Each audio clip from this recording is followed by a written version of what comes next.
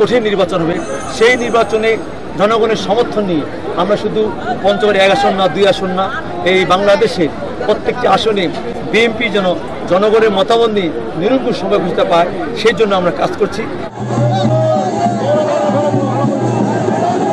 BNP বাংলাদেশের একমাত্র জনগণের দল, বিএনপি একমাত্র দল যা জনগণের প্রত্যাশা পূরণ করতে পারে।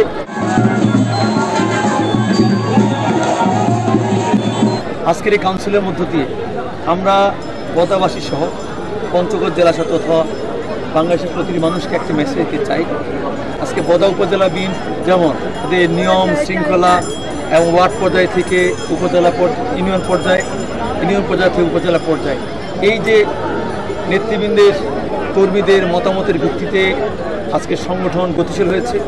এই গতিশীল হওয়ার কারণে যে নেতৃত্ব আসছে, সেই নেতৃত্বের মধ্য দিয়ে কিন্তু আজকে আমরা বদা শহরে স্মরণকালে একটি র্যালি করতে পেরেছি। বিএনপি ভারপ্রাপ্ত চেয়ারম্যান তারেক রহমান যেভাবে আজকের সংগঠনকে তৃণমূল পর্যায়ে সুশোভিত করছে, তারই একটি বহিঃপ্রকাশ আজকে বদা উপজেলা বিএনপি কাউন্সিলে নেতাকর্মী সহ সাধারণ মানুষের সদস্যতা। এবং এই সত্যতার মধ্য দিয়ে আমরা একটি বলতে চাই, বিএনপি যে চিন্তা চেতনা, আমাদের প্রিয় নেতা তারেক রহমান যে চিন্তা চেতনা ধারণা পোষণ করে আগামী দিন একটি বৈষম্যহীন মানবিক বাংলাদেশ, সে বৈষম্যহীন মানবিক বাংলাদেশ গড়ে তোলার ক্ষেত্রে আমরা প্রত্যেকটি নেতা খুব ঐক্যবদ্ধ।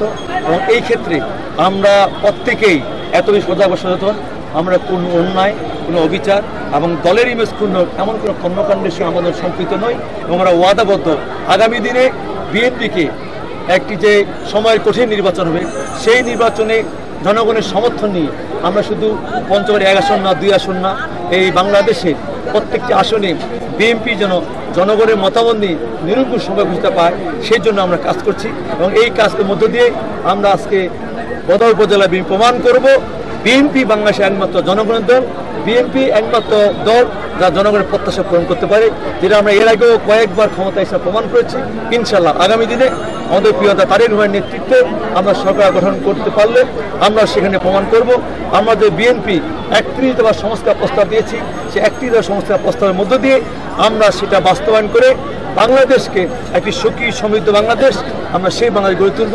এই হচ্ছে আজকে আমাদের সম্মেলনের প্রত্যাশা। এবং আমাদের সম্মেলনের প্রত্যাশার মধ্যে আমরা স্লোগানও দিয়েছি, আগামী দিনে বৈষম্যহীন বাংলাদেশ তারেক রহমান। এই যে তারেক রহমানের স্লোগান, সেই স্লোগানকে ধারণ করেই আমরা আজকে এই সম্মেলন অনুষ্ঠিত করব।